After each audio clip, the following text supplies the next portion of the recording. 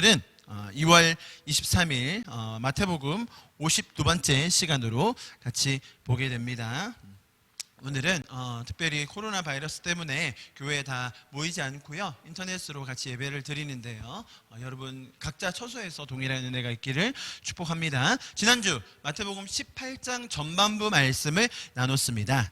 이런 질문으로 시작했었죠. 누가 천국에서 큰 자입니까? 자, 이 질문은 한결같은 죄인들의 성향을 보여줍니다.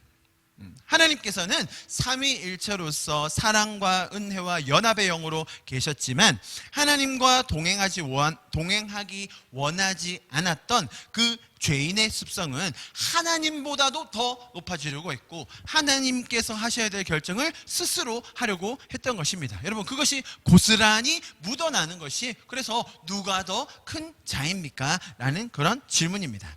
똑같은 맥락에서 그 질문을 제자들이 했던 것이죠. 자, 그때 예수님께서 보여주셨던 한 예가 있으니 그것이 바로 어린아이였습니다. 여러분, 어린아이처럼 될 수도 없고 그렇게 되려고 노력해서도 안 됩니다. 오히려 인간의 힘으로 할 수 없기 때문에 죄의 문제에 관하여서는 죽어있는 자를 살려야 하는 과정, 그 정도의 차원을 뛰어넘는 하나님의 역사하심이 필요한 것입니다. 그래서 그들은 누가 더 큰 자입니까? 라고 생각하는 그 개념 속에 자신들이 축적해왔던 그 사고를 예수님께서는 이 어린아이와 이어지는 설명으로 완전히 뒤집어 주신 것이죠. 그래서 마치 어린아이처럼 아무것도 할 수 없는 그런 모습이 가장 구원에 가깝다는 그런 역설적인 표현을 해주고 계신 것입니다. 이렇게 말씀하시는 것 같아요. 스스로 하려고 하느냐? 그러면 팔을 잘라서라도 해보지 그래? 눈을 뽑으면 될 것 같니? 그렇게 되지 않는다. 구원은 하나님의 은혜로 예수 그리스도의 십자가의 공로로만 선물로 주어지는 것이다 라는 것을 예수님이 가르쳐 주시는 것입니다. 그러면서 이어서 잃어버린 양에 대한 예를 주셨습니다. 잃어버린 양 한 마리를 찾기 원하시는 예수님의 마음을 설명하는 예화로 마무리하셨죠. 자, 그 말미에 마태복음 18장 14절을 이렇게 적어 놓으셨습니다. 여러분, 성경 가지고 계신 분들은 좀 함께 읽었으면 좋겠습니다. 오늘 본문과도 연결이 됩니다. 마태복음 18장 14절요. 시작. 이와 같이 이 작은 자 중에 하나라도 잃는 것은 하늘에 계신 너희 아버지의 뜻이 아니니라. 자, 여러분, 이 14절이 18장 전체를 하나로 묶어주는 하나님의 인격적인 모습이자 우리를 사랑하시는 그분의 마음을 정확하게 드러내주는 구절입니다. 이 중에 작은 자 하나라도 잃는 것은 하나님의 뜻이 아니라는 것입니다. 여러분, 반대로 말하면 가장 작은 자라도, 가장 연약한 자라도 하나님께서는 다 잃지 않고 찾아내시기 원하신다라는 것, 하나님의 마음이 이 구절에서 우리에게 보여주고 있는 겁니다. 여러분, 우리 인간, 사람이라는 존재, 우리가 생명을 가진 사람이라는 존재로서 가지게 되는 가치를 이것만큼 잘 설명해 주는 구절들이 없는 거예요. 성경만큼, 기독교만큼 인간의 가치, 인간의 숭고함, 생명의 소중함을 드러내 주는 것은 없다는 겁니다. 여러분, 세상에서는요, 항상 누가 작냐 크냐, 혹은 누가 능력 있냐 능력 없냐, 누가 멋있나 멋없나, 누가 더 똑똑한가 덜 똑똑한가, 그것 등으로 사람들을 구분하여서 그에 따라 가치를 매겨버려요. 그런데 여러분, 하나님 눈에는 가장 작은 자라도, 인간의 기준에서 볼 때 가장 작고 필요 없는 것 같고 쓸모없는 것 같은 사람이라 할지라도 하나님께서는 그 한 사람도 잃어버리기를 원하지 않으신다라는 것이 하나님께서 우리에게 주시는 마음이라는 겁니다. 그것이 인간의 가치를 결정해주는 너무나도 소중한 말씀이라는 거예요. 여러분, 다른 어떤 종교, 다른 사상, 다른 철학에서 인간의 가치를 규명할 수가 없어요. 우리가 왜 다른 동물들보다 더 뛰어난지, 왜 우리가 더 소중한지, 생명의 가치가 다른 어떤 것과도 바꿀 수 없는 이유를 설명할 수가 없습니다. 여러분, 기독교에서는 이 하나님의 마음, 하나님께서 그분의 형상으로 지으셔서 가장 작아 보이는 자라 할지라도 그 자를 잃어버리기 원하지 않으신다라는 그 인격적인 하나님의 마음을 보여주심으로 말미암아 우리가 그러한 존재구나 라는 것을 가르쳐 주시는 것입니다. 여러분 보십시오. 하나님이 여기 계십니다. 하나님은 항상 인격적으로 움직이십니다. 그분의 인격에서 우리가 배울 수 있는 게 뭡니까? 사랑, 은혜. 자, 여러분, 이러한 원리로 하나님께서는 우리에게 그분이 어떤 분이신지를 가르쳐 주세요. 보세요, 여러분. 하나님은 영원 속에 거하시는 분이십니다.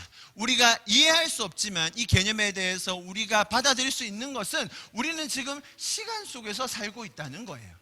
하나님께서는 영원이라는 존재로 존재하시지만 그 가운데 우리에게 시간이라는 걸 허락해 주셔서 우리가 이 시간 속에서 하나님의 이 인격을 경험할 수 있는 존재로 지으셨다는 거예요. 그래서 우리가 지금 가지고 있는 이 시간 속에서 우리 인생의 목적이 뭔지, 의미가 뭔지, 또 어느 방향으로 가야 하는지 를 알려주시는 것, 그것을 더 배워가며 나누어가며 다른 사람들을 섬기며 사는 것, 그것을 우리는 신앙생활이라고 부르는 것입니다. 여러분, 죄인들은 누가 더 크냐를 다투고 있을 때에 하나님께서는 우리의 존재가 어디서부터 나오는지 하나님의 이 인격, 하나님의 사랑이시고 은혜이신 이 인격 속에서 우리가 존재하는구나, 하나님이 영원하신 그 가치 속에 계신데 그것을 우리에게 표현해 주기 위해서 시간이라는 것을 우리에게 만들어 주셨고, 그 시간 속에서 우리는 우리의 인생의 목적과 의미와 방향이 뭔지를 깨달아가면서 살고 있다는 것입니다. 자, 여러분, 우리는 항상 어떤 틀로 성경을 보게 되어 있습니다. 하나님께서 우리를 어떻게 대하시고 어떤 마음으로 보시는지에 대해서 우리는 항상 생각을 하고 성경을 볼 때 그 틀로 하나님을 이해하게 됩니다. 기존의 많은 신학들을 통해서 우리가 성경을 보았을 때에 너무나 많은 부분에서 앞뒤가 맞지 않고 신구약이 연결이 안 되고 또 그 각 구절마다 다양하게 다르게 해석되는 것들로 인하여 우리가 어려움을 겪었던 것이 사실입니다. 여러분, 우리가 한 교회 공동체로서 신앙생활을 한다는 것은 우리가 하나님은 이런 분이시다라는 어떤 공통의 해석의 틀을 같이 만들어가고 있는 것입니다. 여러분, 제가 말씀드리고 싶은 것은 이 하나님의 인격적인 사랑과 은혜의 성품, 하나님께서 우리를 끝까지 사랑하시고 가장 작은 자라 할지라도 하나님적 가치를 가지고 있는 시간 속에서 우리는 살고 있기 때문에 그 작은 자 하나도 잃어버리기 원하지 않으시는 그 하나님의 마음을 바탕으로 우리가 오늘의 말씀도 보아야 할 줄 믿습니다. 자, 그런데 이런 하나님의 인격과 사랑과 이 은혜의 원리에 맞지 않아 보이는 말씀들을 대할 때 우리는 단순히 신학을 바꾸어서 우리가 성경을 해석하는 틀을 바꾸어서 그것들을 이상하게 끼워 맞추는 것이 아니라 이 문맥 속에서, 이 상황 속에서, 하나님의 성품 속에서 이 말씀이 어떤 의미인지를 우리가 발견할 수 있어야 됩니다. 오늘의 말씀에도 좀 그러한 부분이 있기 때문에 간단하게 설명드렸습니다. 자, 그렇다면 오늘 본문의 말씀 14절은 제가 지금 설명을 드렸고요. 15절부터 같이 보도록 하겠습니다. 성경 있으신 분들은 좀 같이 펴놓고 보시면 좋을 것 같아요. 15절 말씀입니다. 내 형제가 죄를 범하거든 가서 너와 그 사람만 상대하여 권고하라. 만일 들으면 내가 형제를 얻은 것이요. 자, 15절에 이렇게 말했습니다. 15절에 보면 죄를 범하거든 이라고 되어 있네요. 자, 이 단어는 관역에서 벗어나다, 실수하다, 잘못 생각하다라는 뜻입니다.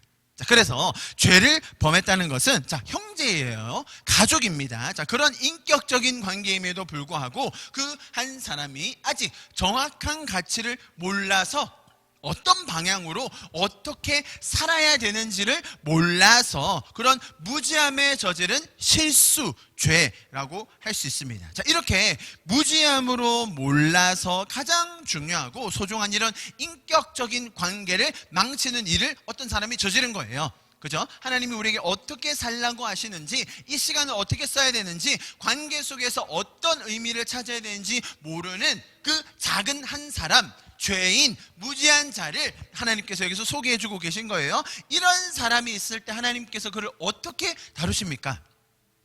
자, 그 하나님의 마음을 설명해주고 계신 거예요. 먼저는 가르쳐 줘야 합니다. 뭐가 잘못되었는지, 어디로 가야 되는지, 우리 인생의 목적과 의미, 어떤 인격적인 관계를 맺어야 되는지에 대해서 설명을 해줘야 되죠. 어떤 방향으로 살아가야 좋은 것인지에 대해서 같이 나누고 공유하고 가르치는 그런 것들이 필요합니다. 하나님께서도 동일한 작업들을 인간을 위해서 해 주셨습니다. 그것이 언제나 하나님께서 일하시는 방식이에요. 자, 그 동일한 방법을 제자들에게도 나누어 주고 계신 겁니다. 자, 먼저는 1대1로, 한 사람이 잘못했어요. 우리 인격적인 관계를 가지고 있었는데, 가족인데, 형제인데 나에게 죄를 범했어요. 그 죄가 뭐라고요? 관역을 벗어나는 것, 또 실수하는 것, 잘못 생각하는 것이라는 단어로 설명드렸습니다. 그런 일이 있을 때 먼저는 은밀하게 둘이서 만나라, 그 사람에게 가서 설명하라, 타일러라 라고 예수님께서 설명해 주고 계십니다.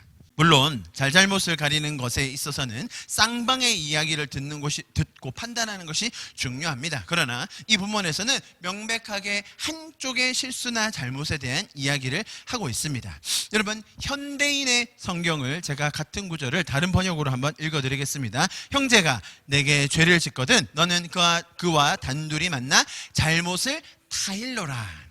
그가 내 말을 들으면 너는 내 형제를 얻은 것이다. 자, 지금 예수님께서 한 사람의 죄, 어떤 사람이 우리에게 피해를 끼쳤을 때, 그 사람이 우리에게 해를 가했을 때, 내가 가지고 있던 그런 인격적인 관계를 그 사람이 깨뜨리려고 할 때 어떤 목적으로 다가가라고 이야기하십니까? 그를 정죄하기 위해서, 그를 판단하기 위해서, 그를 교회에서 내쳐서 끊어버리기 위해서 그를 만나라고 했습니까? 아니면 그 소중한 소자 한 사람, 작은 자, 아직 모르고 있는 그 사람을 얻어내기 위해 가라고 하셨습니까? 여러분, 이것은 굉장한 큰 차이를 보여주는 두 가지 다른 접근입니다. 우리가 흔히 오늘의 구절을 볼 때 교회에서 치리한다, 교회에서 권징한다, 자, 이렇게 죄 지은 사람들은 이러한 스텝대로 먼저는 각자 만나고, 그 다음에 두세 사람 데리고 가서 만나고, 그래도 안 되면 교회가 전체로 가서 얘기를 해서 결국은 이 사람이 시인하지 않고 회개하지 않고 돌이키지 않으면 넌 이제 끝, 들어오지 마라고 그를 교회에서 출교시켜버리는 어떤 그러한 수순의 구절로 생각할 때가 많다는 거예요. 여러분, 예수님께서는 지금 18장 전체에서 우리가 어떻게 구원받을 수 있는지, 우리가 구원받는 그 은혜의 사건이 무엇인지, 그리고 그 뒤에 이어지는 잃어버린 양에 대한 예화를 통해서 예수님께서 원하시는 것은 그런 누가 더 큰 자라는 죄적인 개념이 아니라 어떻게 하면 한 사람을 더 구해낼 수 있을지에 대해서, 어떻게 하면 그 사람을 더 얻어낼 수 있을지에 대해서 설명해 주고 계신 거예요. 여러분, 18장이 처음부터 끝까지 쭉 이어지는 것, 너무나 놀라운 이야기들 오늘 같이 보게 될 것입니다. 자, 그래서 동일하게 한 사람이 죄를 지었을 때 무엇을 위해서 만나라고요? 그 한 사람을 얻어내기 위해서, 그 실족한 사람, 모르고 있는 사람, 그래서 죄를 짓고 있는 그를 얻어내기 위해서 우리는 그를 만나야 된다는 거예요. 이해하시겠죠? 자, 그런데 예수님께서도 이러한 일이 쉽지 않다는 것을 계속 설명해 주시는 거예요. 자, 보세요. 뭐라고 했습니까? 만일 그가 너희가 하는 말을 들으면, 자, 여기서 만약에 들으면, 그러면 끝나는 거예요. 그 사람이, 이게 죄였어요? 잘못된 거예요? 이게 하나님적 가치인 거예요? 좀 몰랐는데요?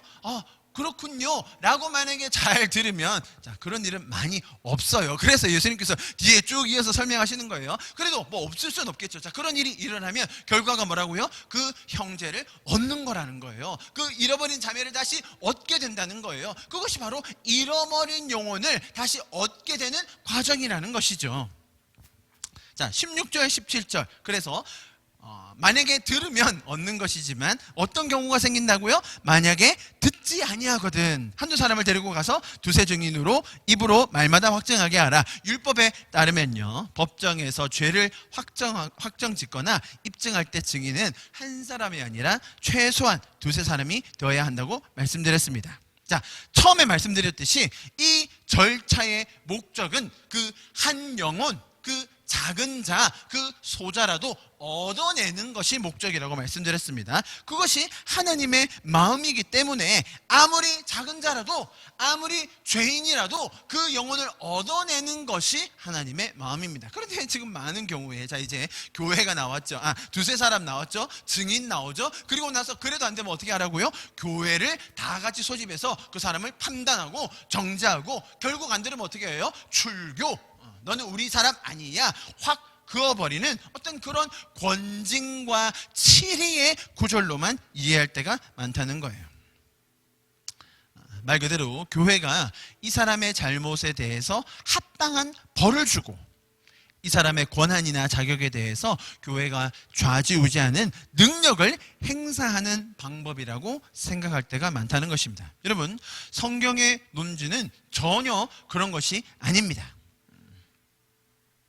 동일한 목적, 즉 한 영혼을 구원해내기 위한 그 하나님의 마음을, 동일한 목적을 가지고 다른 사람들의 무리, 즉 처음에는 한 사람 개인적으로, 그죠? 그 사람이 수치스럽지 않게 개인적으로 하지만 그렇지 않을 때 또 두세 사람이 가서, 교회 리더들이 가서, 교회 오래 다니신 분들이, 신한분들이 좀 같이 가서, 야, 우리 마음을 돌이키자, 다시 한번 돌아오자 라고 말하고, 그래도 안 되면 어떻게 하라고요? 전 교회가 마음을 모아서, 형제님, 자매님, 우리 같이 갑시다. 우리가 이것을 더 추구하고 연합하고 서로 회개하며 은혜 받는 것이 더 소중한 일입니다 라고 교회 전체가 그 사람을 위해서 은혜를 구하라는 것입니다.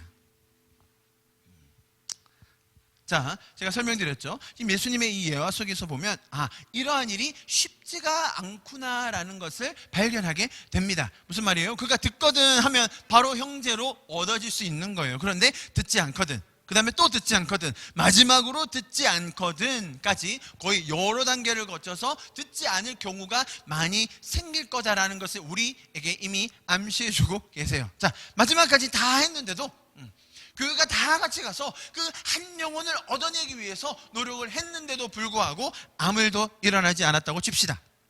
그의 마음이 설득되지도 않았고 동의하지도 않았습니다.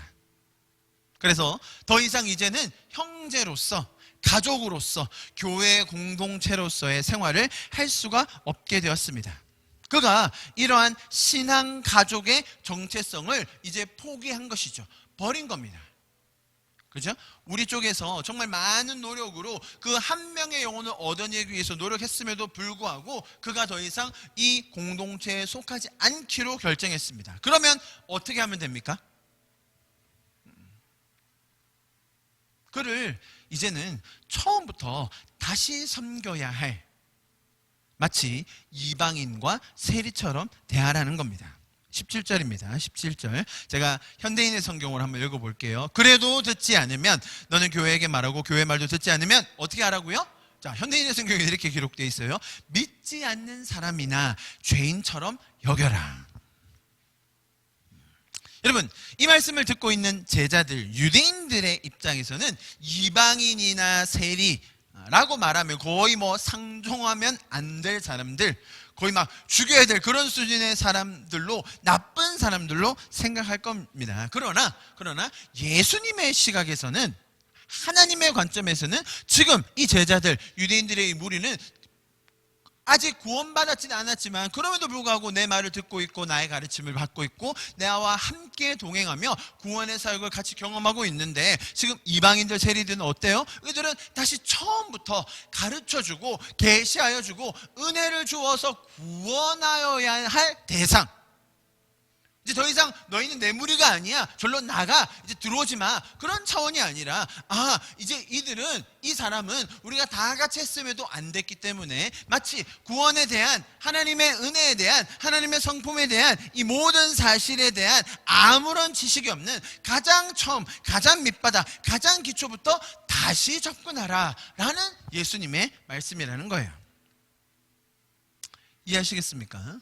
이들을 단순히 내쳐서 교회가 치리권을 가지고 권징하는 권한을 가져서 이제 너희는 우리 편 아니야, 너 들어오지 마, 너희는 이제 우리 가족 아니야, 교회 나오면 안 돼 라고 쳐내라는 구절이 아니라 오히려 이는 이제 처음부터 다시 섬겨야 할, 마치 이방인과 같은, 마치 자기 입속만 채우는 세리와 같은 그런 사람, 원래는 우리 형제였지만 이제는 그가 떠나갔기 때문에 이제는 우리가 처음부터 그를 다시 섬겨야 한다라는 교회의 그 사랑의 메시지, 한 영혼을 얻기 원하시는, 한 영혼도 잃어버리기 원치 않으시는 그 동일한 하나님의 마음이 여기서 묻어나는 겁니다. 할렐루야. 비록 이 제자들은 아직 이 말의 깊은 뜻을 이해하지 못할지 모릅니다. 당연히 모르고 있죠. 사실 교회가 함께 가라라고 했는데 이 교회에 대한 개념도 아직 제대로 잡혀있지 않았고, 믿지 않는 사람, 죄인들을 어떻게 대해야 하는지에 대한 감도 전혀 없는 상태일 겁니다. 그러나 예수님께서는 이들을 구원하심으로 말미암아 처음 가졌던 그 형제로서의 인격적인 관계를 회복하실 것을 우리도 같이 소망할 수 있도록 우리에게 이런 가르침을 주고 계시는 것입니다. 이해하시겠죠? 18절 같이 봅니다. 우리 같이 한번 읽어볼게요. 시작. 진실로 너희에게 이르노니 무엇이든지 너희가 땅에서 매면 하늘에서도 매일 것이요 무엇이든지 땅에서 풀면 하늘에서도 풀리리라. 자, 여러분, 이 말씀을 보면 지금 앞에 이런 흐름과 쭉 이어서 볼 때 만약에 지금 앞에 구절을 교회가 권징하고 치리하고 뭔가 처벌할 수 있는 권한이 있다라고 생각하고 이 구절을 보면 어때요? 이 구절이 마치 상대방의 그 사람의 구원의 여부, 천국 입성의 여부, 생사권을 박탈할 수 있는 그런 권한이 마치 우리에게 있어서 그 사람에 대한 영적인 부분을 좌지우지할 수 있는 권한이 우리에게 있다라고 생각하기 쉽다는 거예요. 지금 앞에 구절을 그런 식으로 교회가 이 사람을 쳐내기 위한, 교회가 선을 긋기 위한 그런 방식으로의 접근을 설명했다고 이해한다면, 그러면 이 구절도 그렇게 동일하게 해석하기 쉽다는 겁니다.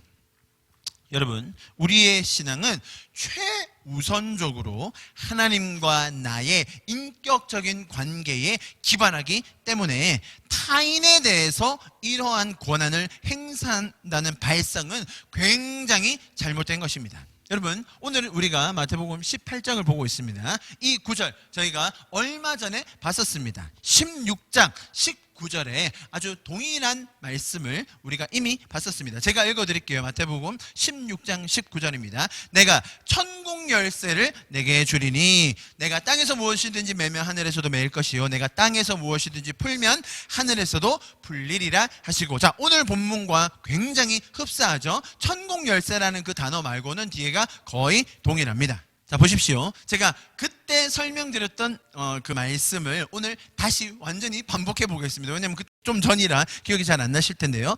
하늘에서도 매일 것이요 하늘에서도 풀릴 것이라 라고 설명한 이 표현은 미래 시제와 완료 분사형으로 구성되어 있어요. 자, 이게 앞뒤가 안 맞죠? 미래 시제이면서 동시에 완료형이다. 자, 무슨 말이냐면 이 구절은 하늘에서 이미 내려진 결정, 완료된, 즉 그게 뭐냐면 예수님께서 우리를 구원하시겠다는 강력한 의지가 함축되어 있는 말씀이에요.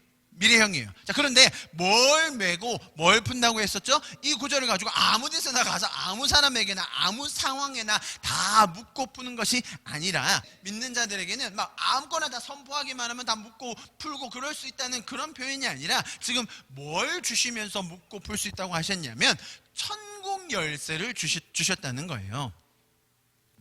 막 모든 것을 다 풀고 막 묶여있는 상황, 막 막혀있는 상황들 그런 거 다 믿기만 하면, 기도만 열심히 하면 다 푼다, 지금 그런 말이 전혀 아닙니다. 지금 이 맥락은 다분히 신앙 고백, 주는 그리스도시요 살아계신 하나님의 아들이십니다 라고 했던 그 신앙의 고백 위에서 예수 그리스도가 살아계신 하나님의 아들이심을 알게 되는 그 천국의 기쁨, 구원의 감격, 그리고 이 천국을 이 땅에서 살 수 있는 그런 라이프 스타일, 천국의 감사와 평안의 열쇠를 주셨다는 말씀이에요. 그것이 우리 안에 그렇게 이루어진다라는 표현인 거예요. 자, 보십시오. 자, 16절에서는 그러한 의미에서 네가 이 땅에서 물면 하늘에서도 묶이고 풀면 풀린다. 자, 미래에 이미 이루어 놓은 것에 대해서, 완료된 것에 대해서 너희가 그 말씀을 함으로써 동일하게 경험할 수 있다는 것을 설명했는데요. 자, 그렇다면 동일한 표현이 오늘 지금 어떤 설명 뒤에 이어졌습니까?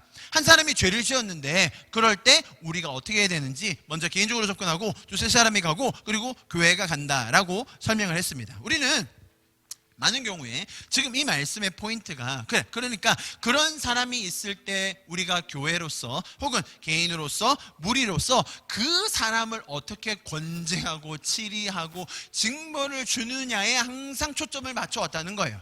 여러분, 그러나 지금 이 설명은 사실은 다분히 우리의 마음을 어떻게 지킬 건지, 내 내면이 어떻게 변화될 건지에 대한 설명이라는 거예요. 무슨 말이냐면, 저 사람이 나는 형제라고 생각했는데, 나는 저 사람을 가족이라고 생각했는데, 나는 저 사람이 우리 공동체의 일원이라고 생각했는데, 그 사람이 나에게 죄를 짓네요. 나에게 해를 끼칩니다. 마치 나와 그 사람이 형제가 아닌 것처럼, 마치 그 사람은 더 이상 가족이 아닌 것처럼 나를 대해요. 자, 그럴 때 우리가 어떤 마음을 가져야 되냐는 거예요. 우리의 내면에서는 어떻게 그를 대해야 하는지를 설명해 준다는 거예요. 그 사람을 어떻게 치리할 것인가, 그 사람을 어떻게 권징할 것인가에 대한 얘기가 아니라, 자, 어떤 사람이 나에게 죄를 끼쳤을 때, 어떤 사람이 나에게 해를 끼쳤을 때 먼저는 여러분 개인적으로 조용히 찾아가는 거예요. 여러분 쉬운 일 아닙니다. 그죠? 그 사람에 찾아가서 차분히 그 사람에 대해서 타이르고 설명해 주라고 되어 있습니다. 무엇을 하기 위해서요? 그 형제를 얻어내기 위해서. 자, 동일하게 우리 교회에, 우리 공동체에 동일한 해가 끼칠 겁니다. 그럴 때 두세 사람이 같이 가는 거예요.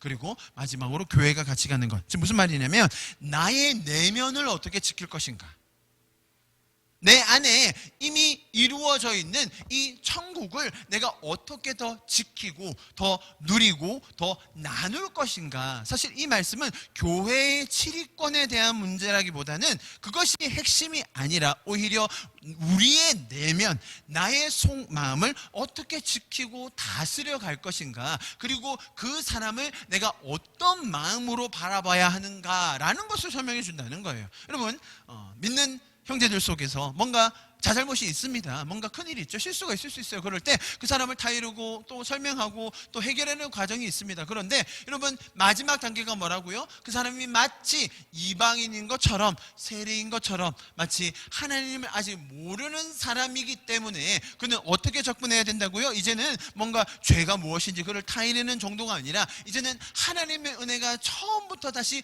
부어져야 되는 사람이구나 라고 내 내면이 그를 바라봐야 된다는 거예요.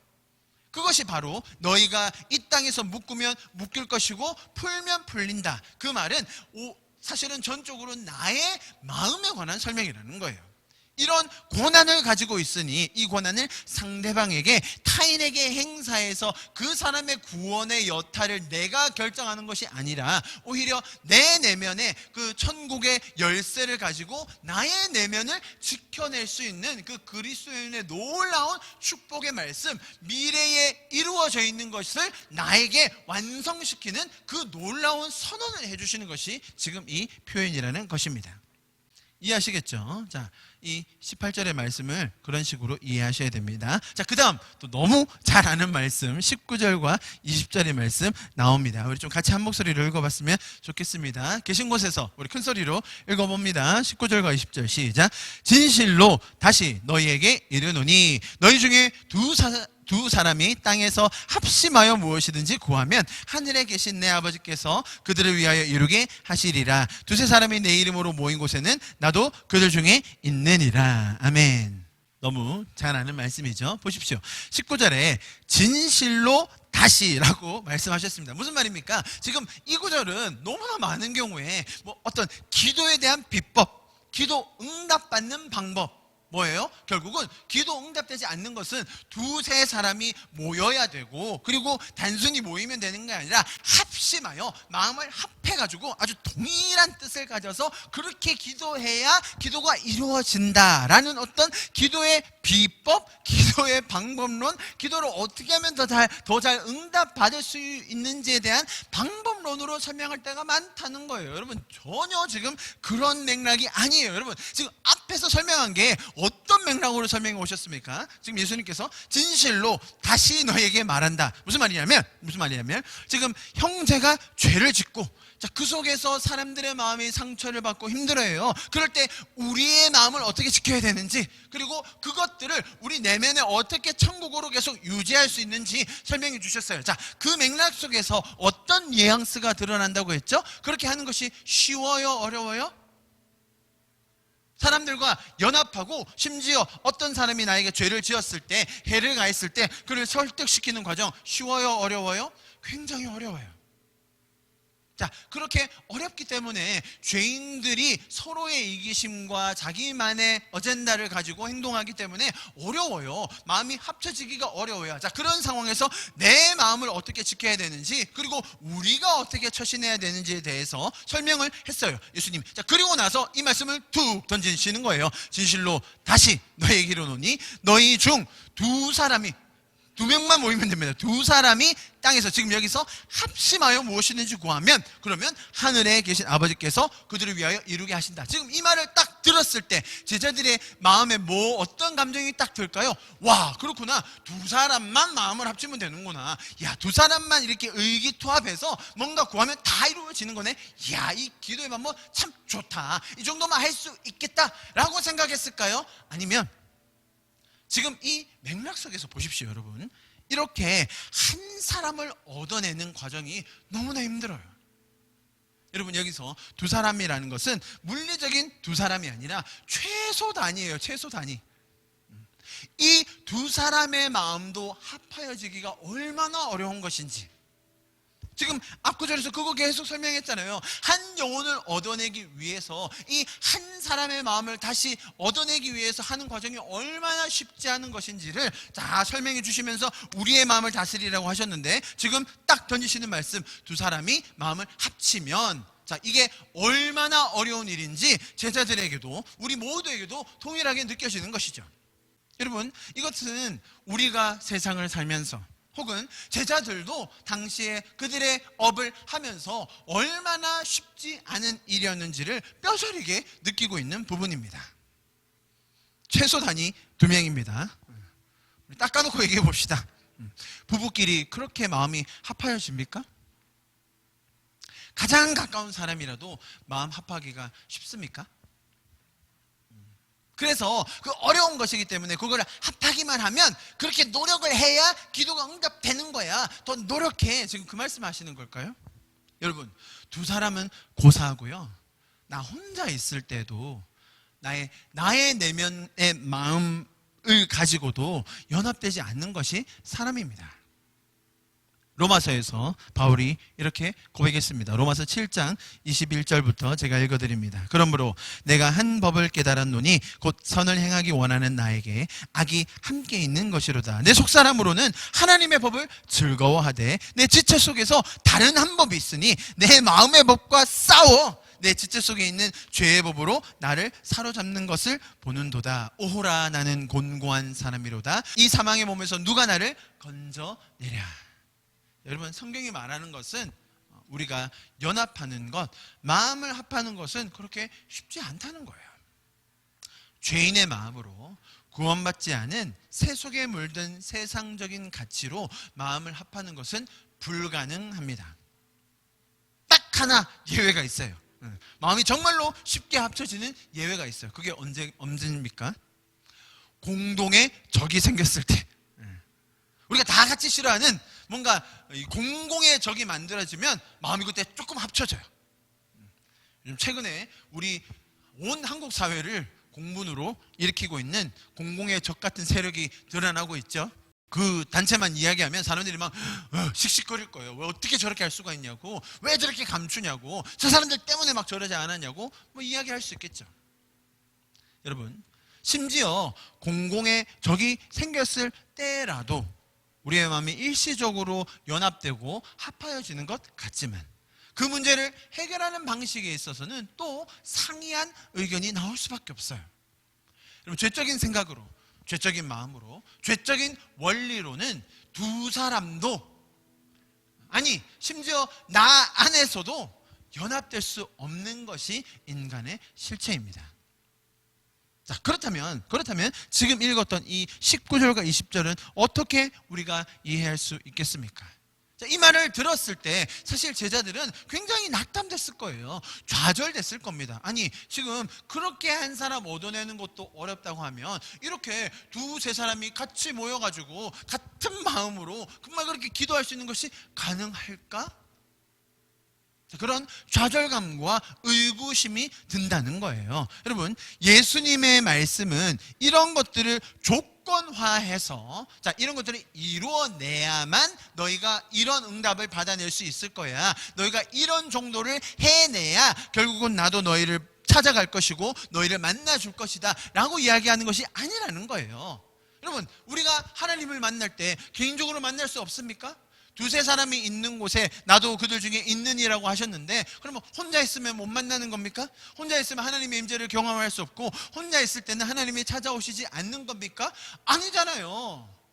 이해하시겠죠? 지금 혼자 있을 때라도 하나님은 언제나 우리를 찾아와 주시고 만나 주시고 인격적으로 교제해 주신다는 거예요. 자, 그런데 이런 말씀을 왜 하셨느냐? 이것이 조건으로 주어져서 이렇게 했을 때 더 내가 너희를 더 찾아올 거고 더 응답해 줄 거고 더 만나 줄 거다, 그런 얘기가 아니라, 여러분, 인간의 힘으로는 그렇게 할 수 없다는 거예요. 지금 저 앞구절부터 쭉 누가 더 큰 자입니까? 내가 더 잘났거든? 네가 더 잘났냐? 지금 다른 데서 얘기하는 거 아니에요? 천국에서 누가 더 큰 자입니까? 라고 시기 경쟁 질투하고 있는 이들을 보면서, 자, 너희가 어떻게 될 것이라고요? 내가 너희를 위해 일하고 내가 십자가를 지고 너희를 구원해내면 어떤 결과가 있을 거라고요? 나중에 그 하나님의 은혜로 말미암아 두 사람이, 너희가 서로 마음이 합하여지는 그 상태, 구원받은 자의 그 증거로서 어떤 일이 드러나냐면요, 서로 이간질하고 관계가 틀어지고 뭔가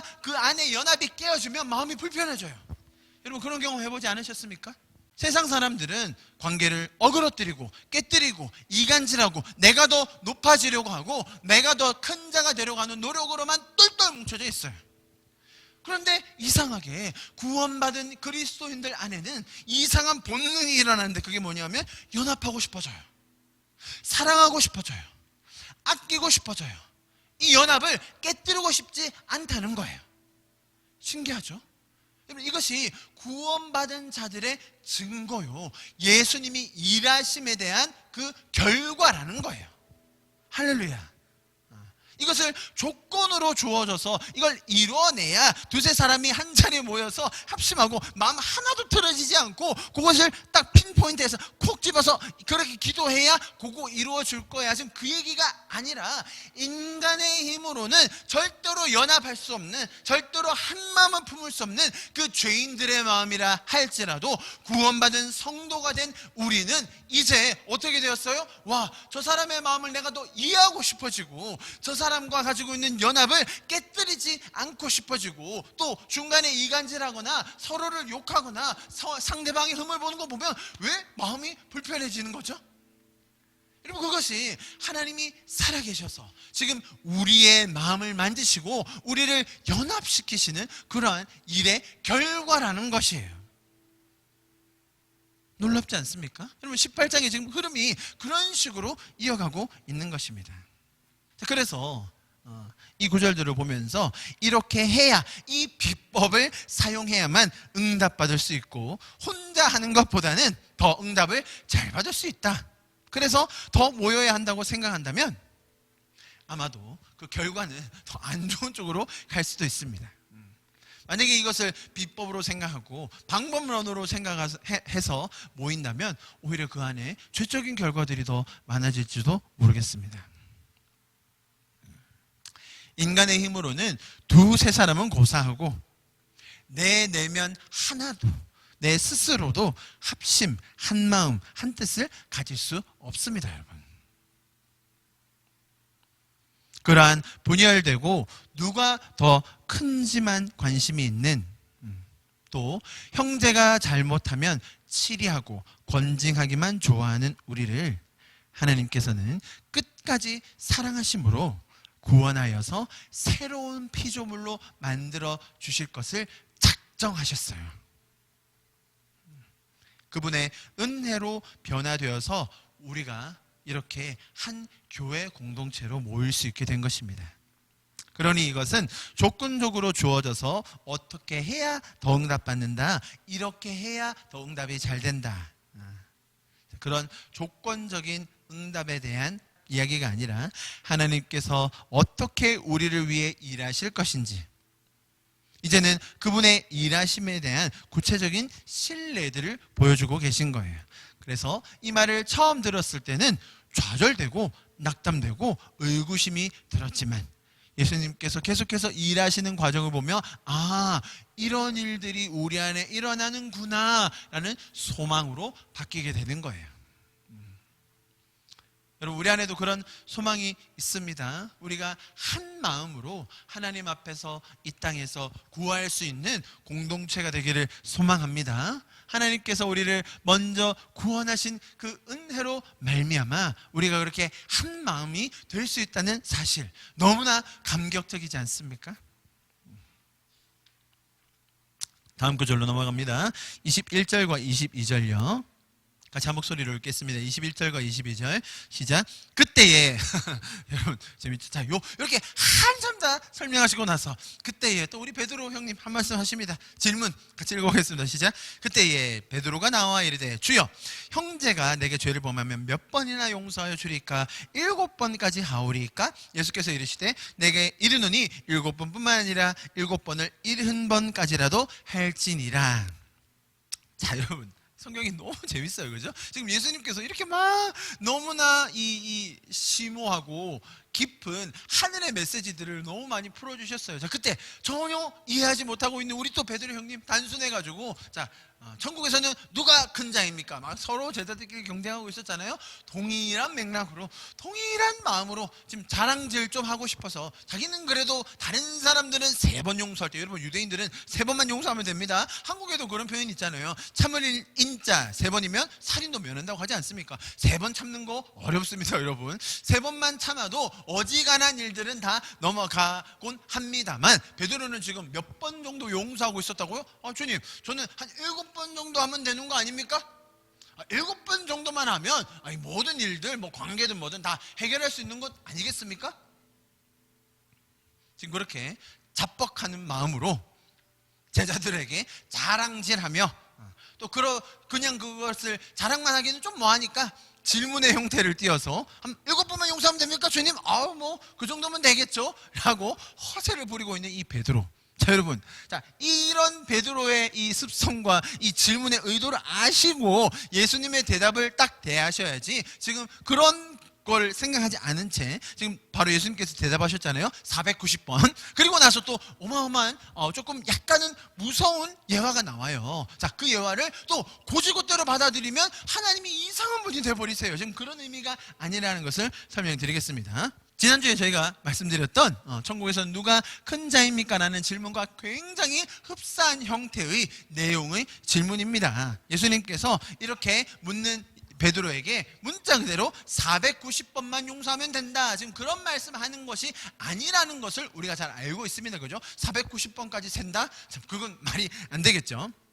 이 베드로의 자만심, 베드로 스스로 잘하고 있고, 또 그렇게 더 열심히 하면 어느 정도 수준에 올라갈 수 있다. 궁극적으로는 내가 이렇게 열심히 하고 나만큼 하면 천국도 갈 거고, 나만큼 하면 더 큰 자가 된다, 구원도 받는다, 천국에서 더 큰 상급도 받는다 라고 생각하는 그 개념 자체의 정수를 딱 건드리면서 예수님께서, 만약 그래 베드로야, 네가 행위로 그렇게 자신 있고 행위로 할 수 있다면, 자, 그러면 490번 정도 용서해 볼래? 490번 정도? 베드로가, 아니 주님, 지금 유대인들은 3번 하는데요, 지금 저는 7번 제시했는데 너무 좀 많이 나가시는 거 아닙니까? 그때 예수님이 하시는 말씀, 그래 베드로야, 그건 행위로 되는 게 아니란다.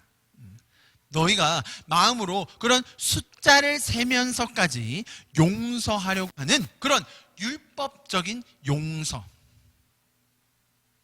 그런 행위에 기반한 내 결단에 기반한 그런 관계, 인격적인 관계가 아니라 그런 율법과 행위에 기반한 그런 관계의 접근은 결국 너의 의만 만들어내고, 또 반대로 말하면 그렇게 하지 못하는 사람을 좌절하게 만든다는 것을 설명해 주시는 거예요.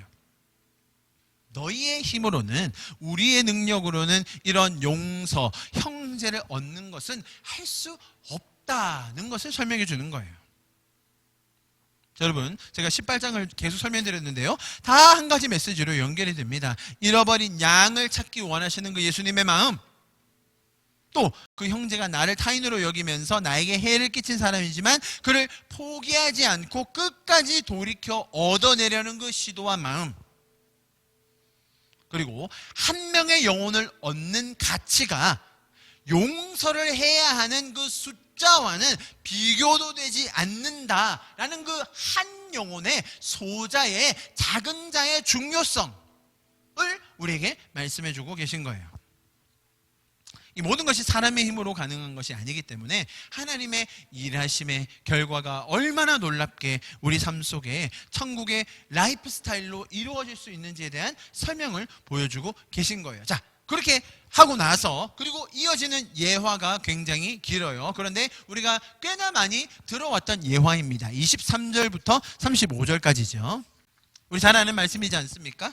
한 사람이 있습니다. 왕이 있어요. 왕에게 얼마나 빚을 졌습니까? 1만 달란트 빚 졌습니다. 자, 우여곡절 끝에 이 1만 달란트를 왕이 다 탕감해 주었어요. 그래, 네가 다 갚을 수 없지만 내가 너를 불쌍히 여김으로 이 빚은 이제 없는 걸로 하자. 여러분, 1만 달란트 어마어마한 돈이에요. 지금 현재 통화로 환산하자면 사람마다 조금 계산 방식이 다른데요, 제가 종합해 보니까 수천억에서 꽤 많게는 1조 원까지 되는 돈입니다.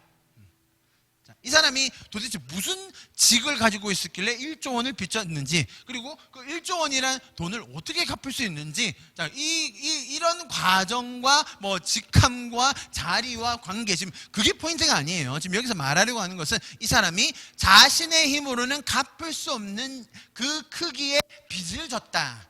한 개인이, 여러분, 우리가 재벌이 아니고 갑부가 아니고 무슨 어마어마한 유니콘 스타트업이 아니지 않습니까? 그럼에도 불구하고 1조 원을 현찰로 어떻게 갚을 수 있겠습니까? 그런 사람 거의 없는 거죠. 자, 무슨 말을 하는 거냐면 그만큼 개인적인 능력과 힘으로는 도저히 갚을 상상도 할 수 없는 그 양의 빚을 진 사람이 있다라는 거예요. 자, 됐죠? 1만 달란트예요. 자, 그 사람이 나가서 길을 걷고 있는데 또 자기에게 빚진 사람이 있는 거예요. 얼마였습니까? 100데나리온이에요. 충분히 갚을 수 있는, 어느 정도 노력하면 할 수 있는, 자, 그 정도의 금액인 거예요. 자, 그 사람을 만났을 때 이 탕감받은 1조 원을 탕감받은 사람이 이 사람을 보더니, 자기에게 빚진 그 사람을 만나더니 용서해 주지 않고, 탕감해 주지 않고, 그 사람을 그냥 잘 보내지 않고 오히려 감옥에 가둬버린다는 거예요. 여러분, 말도 되게 웃겨요. 무슨 말인지 아세요? 그가 빚을 갚도록 옥에 가두거늘, 아니 감옥에 가두면 빚이 갚아집니까? 여러분, 성경이 굉장히 아주 유머러스하게 이 말씀을 전하고 있다는 것을 꼭 알아야 됩니다. 자, 그런 맥락에서 이런 이 이야기의 흐름이 어떻게 되는지 봐야 됩니다. 자, 그랬더니 많은 사람들이 그 사람을 불쌍히 여겨서 이 사람의 그 1만 달란트 탕감받은 사람의 이 행동이 너무 괘씸하니까 왕에게 고자질했어요. 자, 왕이 뭐라고 합니까? 주인이 놓아요. 그 빚을 다 갚도록 그를 또 어떻게 해요? 옥졸에게 넘기니라. 너희가 각각 마음으로부터 형제를 용서하지 않으면 나의 하늘 아버지께서 너희에게 이와 같이 하시리라. 자, 무슨 말이냐면, 이 사람이 자신은 1조 원을 탕감받아 가지고 룰루랄라 가고 있는데 자신한테 한 300만 원, 500만 원, 1000만 원 빚진 사람을 만나더니 그 사람 빚을 안 갚았다고 감옥에 가둬버리니까, 자, 그 다음에 자신의 행동의 그 여하에 따라 결국은 어떻게 됐어요? 이 사람도 자기도 다시 감옥에 갇혀버린 신세가 된 거예요. 자, 이렇게 되면, 자, 왕은 보통 하나님이라고 생각하시죠. 자, 그러니까 하나님은 어떤 분이세요? 1조 원 되는 그 어마어마한 빚을 탕감해 주긴 하시지만 결국 내가 나중에 그러한 동일한 은혜 받은 것을 내 행위로 보이지 않고 증명하지 않을 시 어떻게 된다고요? 나는 다시 감옥에 갈 수 있는 거예요. 1조 원 탕감받은 거 그거 도로아미타불 되고 다시 돌이켜서 나도 다시 감옥에 갈 수 있으니 어떻게 하라고요? 조심해라. 네? 자칫 잘못했다가는 용서받은 거 다시 다 메꿔대고 다시 다 물어내야 될 수도 있으니까 너희 나중에 조심해 라는 어떤 경고의 말씀? 결국은 나중에 우리 행위로 증명해 보여야 한다는 그런 경고적인 예화로 들을 때가 많다는 거예요. 여러분, 세상의 모든 종교들은 다 그렇게만 설명합니다. 무슨 말이냐면 지금 이 빚이라는 것이 이 유대 사회에서는 죄와도 연결이 되는 거예요. 자, 그래서 이것을 자기가 가진 이 죄, 또 우리 불교적인 용어로 하면 이 쌓여 있잖아요. 이런 것들을 어떻게 해야 된다고요? 내가 열심히 해서 뭔가 율법을 만들어내고 지켜내고 내 행위로 증명을 해서 이것을 다 갚아내야 된다. 보상해야 된다. 지불해야 된다. 그래야 내가 가진 그 업이나 죄나 빚을 탕감받을 수 있다라는 것이 세상의 모든 종교의 원리예요. 그래서 새벽에 일찍 일어나서 빌기도 하고 또 극한적인 방법으로 기도를 하기도 하고 내가 뭔가 더 큰 깨달음을 얻기 위해서 해탈하기 위해서 노력한다는 거예요. 그것이 세상 모든 종교의 원리예요. 이만큼 빚이 있을 때 나에게 업이 있을 때 그것을 소멸하기 위해서 업장을 소멸하기 위해서 더 많은 기도에 정진해야 되고 더 많은 선행을 쌓아야 되고 더 많은 공덕으로 이것들이 다 사하여질 수 있고 없는 것이 된다라는 것이 세상의 가르침인데 자, 지금 오늘 말씀도 마치 그런 것처럼 우리가 이야기가 쉽다는 거예요. 여러분, 이 예화의 핵심은 이것을 다 탕감받은 정도의 수준이 어느 정도라고요? 자, 그 사람의 어떤 지위나 관계는 지금 그런 게 중요한 게 아니라 이 사람이 스스로의 힘으로는 아무리 노력하고 아무리 시도하고 아무리 뭔가 더 열심히 한다 한들 해결할 수 없는 것이다. 그만큼 우리의 죄의 값이 우리 죄의 결과가 참혹하다. 우리 스스로 이것을 뒤집어낼 수 없다는 것을 설명해 준다는 거예요. 여러분, 이것은 비단 우리 개인에게만 축적된 빚이 아니라 이것들이 죄의 시스템으로, 죄의 원리로, 죄의 체인으로 우리의 사회를 악의 구렁텅이로 몰아넣고 있는 것을 볼 때 이것이 얼마나 심각한 것인지 인간의 힘으로 지금 이 모든 정치와 시스템과 이런 사회의 모든 분야들을 다 뜯어고칠 수 없다라는 것을 설명해 주고 있는 거예요. 하나님의 은혜 없이 죄적인 원리로 인간의 지혜로 내가 이렇게 하면 이 정도의 빚을 갚겠지, 내가 이렇게 더 노력을 하면 이 정도의 빚이 갚아지겠지, 탕감받을 수 있겠지, 다 해결할 수 있겠지라는 어떤 시도들이 얼마나 무의미한 것인지 이 한 사람의 죄가 얼마나 깊게 우리 자신에게 또한 사회에 영향을 끼치는지를 아주 적나라하게 1만 달란트 빚진 자다라고 설명해 주시는 겁니다. 자, 여러분, 오늘 우리 본문에서 처음 나왔던 내용이 뭐였죠? 명백하게 나한테 잘못을 저지른 그 한 사람을 다시 어떻게 얻어낼 것인가, 다시 품을 것인가에 대한 이야기였습니다. 자, 그러면서 마지막에 들려주시는 이 비유에서는 이 종, 즉 탕감을 받을 수 없는 빚을 모조리 한꺼번에 은혜로 다 사함을 받았음에도 불구하고 그것을 더 깨닫고 내가 이렇게 탕감을 받았구나, 사함을 받았구나, 그래서 그것을 누리고 나누며 살 수 있는 존재들이 바로 저와 여러분인데 우리가 그것을 인지하지 못하고 깨닫지 못할 때 일어나는 일들을 설명해 주는 거예요. 그 1만 달란트와는 비교도 할 수 없는 작은 액수, 인생에서 그렇게 중요해 보이지 않는 일, 혹은 꽤나 중요한 일이긴 하지만 그럼에도 불구하고 내가 죄를 사함받는 그 1만 달란트와 비교했을 때는 한없이 작을 수밖에 없는 그 일, 그것도 용서하지 못하는 자라는 것을 주님, 내가 7번만 용서하면 될까요? 라고 자만심으로 스스로의 능력으로 할 수 있다는 그 베드로를 다시 한번 깨우쳐 주시는 그런 예화라는 거예요.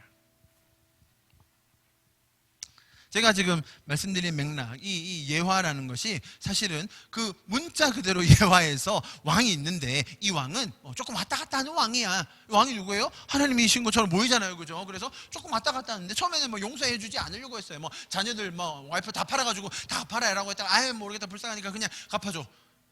그러고 나서는 결국은 내 행위를 가지고 나중에 다시 감옥에 가두어 버리시네. 참 하나님 왔다 갔다 하시죠. 그죠?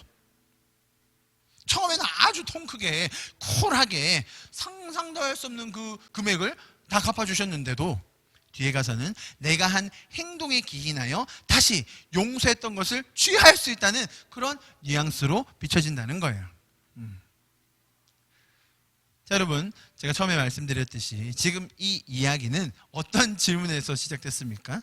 그 베드로의 교만한 질문, 자신을 내세우고 자신의 행위로 할 수 있다고 생각하고 자신만큼만 살면 퍽이나 괜찮은 사람인 양 우쭐거리며 한 이 질문에 대해서 예수님께서는 아주 적나라하게 또 신랄하게 인간의 가장 추악하고 영악한 유치찬란한 모습을 다 비춰주는 동시에 또 하나님이 어떤 분이신가를 복합적으로 가르쳐주고 계신 예가 바로 이 이야기라는 거예요.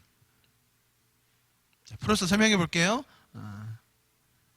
베드로에게, 그래 베드로야, 만약 너희를 이런 식으로 용서해 주지 않고 다시 감옥에 넣어버린다면, 지금 이 왕처럼요, 너희 중에 살아있는 사람이 있을까?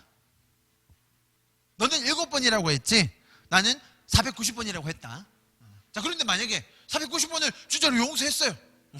그 많은 빚을 탕감받아가지고 만나는 사람마다 용서해줬어요. 결국 숫자가 쌓여서 490번째 됐어요. 자, 490번이 되놓으니까 야, 이제 491번째다. 이제는 내가 용서하지 않고 다 끄집어내야지, 다 받아내야지. 자, 그렇게 되면 어떻게 돼요? 감옥 가는 거예요. 만약에 이 예화대로 한다면, 이 예화를 문자 그대로만 받아들인다면 앞뒤 맥락을 다 봤을 때 490번 용서하고 491번째 됐을 때 용서 안 하면 감옥 가는 거예요. 베드로야, 너 그럴 자신 있니? 그렇게 물으시는 것이죠. 만약에 베드로의 논리대로, 세상의 논리대로, 세상에서 가르치는 그 원리대로 한다면 너희의 율법대로 그렇게 용서하는 삶,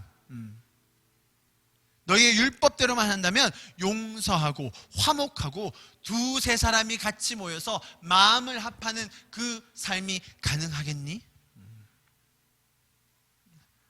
그러면서 예수님이 주시는 말씀은 너희의 의지와 노력으로는 불가능한 것이다.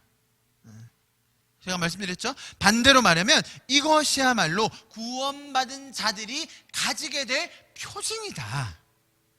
우리가 은혜로 구원을 받게 되면 우리 안에 있는 이런 연합을 향한, 서로 간에 하나 되는 것을 향한 갈망이 생기게 된다는 거예요. 베드로의 원리대로 한다면, 베드로의 그 자신감대로만 한다면 사실은 이 예화대로 했을 때, 그들이 원리로 했을 때는 모두가 감옥에 있어야 정상인 것이죠. 누가 누구를 용서해 줍니까? 누가 누구를 어떻게 다 탕감해 줄 수 있습니까?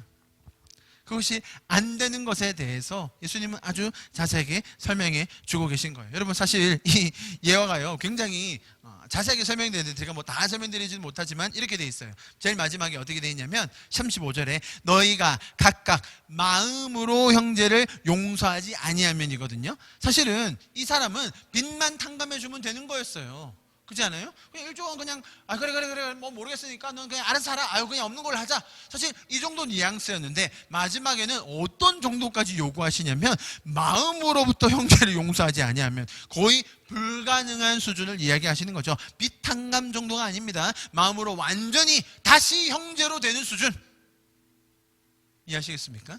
그 정도 수준까지 되지 아니하면 감옥에 간다는 거예요. 그리고 그것이 바로 베드로의 기준이라는 거예요. 베드로의 말대로 한다면 사실 우리는 용서할 수도 없고 다시 형제가 될 수 없다는 거죠. 잘 들어보십시오. 490번을 세고 있다는 말은 언제 다시 복수해 줄지를 아주 주도 면밀하게 계획하고 있다는 말입니다. 그런 숫자가 더 이상 나에게 개의치 않을 만큼, 몇 번을 용서했지? 얼마나 더 용서해야 되지? 그런 수준이 아니라 그 사람이 귀해지고 한 영혼을 향한 사랑이 일어나게 되는 것, 그것이 우리가 가진 신앙의 아름다운 결과라는 겁니다. 지금 베드로의 관점, 제자들의 관점, 주인들의 관점에서는 항상 누가 더 큰 자입니까? 라는 것만 따졌습니다. 내가 7번만 용서하면 됩니까? 12번 하면 진짜 많은 거겠죠? 그러면서 내가 어떤 일을 더 하면, 뭘 더 갖추면, 지금까지 뭘 더 잘해왔기 때문에 나중에 더 큰 자가 되고 더 상받는 자가 될 거다. 내가 하나님께 더 사랑받을 거다라고만 생각합니다. 인간의 접근은 항상 그런 식이었습니다. 예수님께서는 아주 다양한 수사법들을 활용하셨죠. 490번이라는 뭔가 과장적인 표현, 또 이 왕에 대한 예를 들어주시면서 베드로의 속마음을 들춰내는 그런 예화까지. 그렇기 때문에 예수님께서는 우리를 먼저 찾아오셔서 구원하심으로 이 놀라운 연합의 결과, 한 사람을 끝까지 얻어내려는 그 마음을 우리에게 회복시켜 주시기를 원하셨던 것입니다.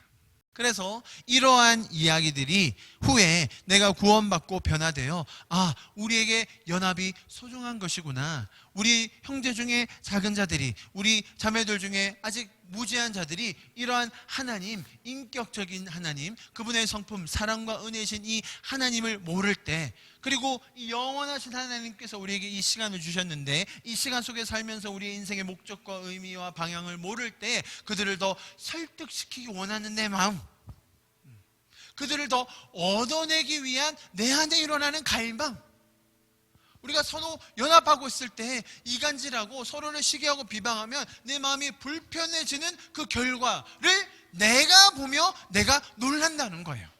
그게 신앙생활이에요. 여러분, 저는 우리 하나교회 성도분들 한 분 한 분의 마음속에 하나님께서 그 구원으로 인한 성도를 사랑하고 연합을 이루고자 하는 그 놀라운, 그 아름다움을 이미 부어주셨는 줄로 믿습니다. 세상의 많은 원리들이 그렇게 하지 않고 있을 때에 하나님께서는 우리 안에 이 연합에 대한, 사랑에 대한 한 영혼을 얻어내기 위한 갈망을 주신 것입니다.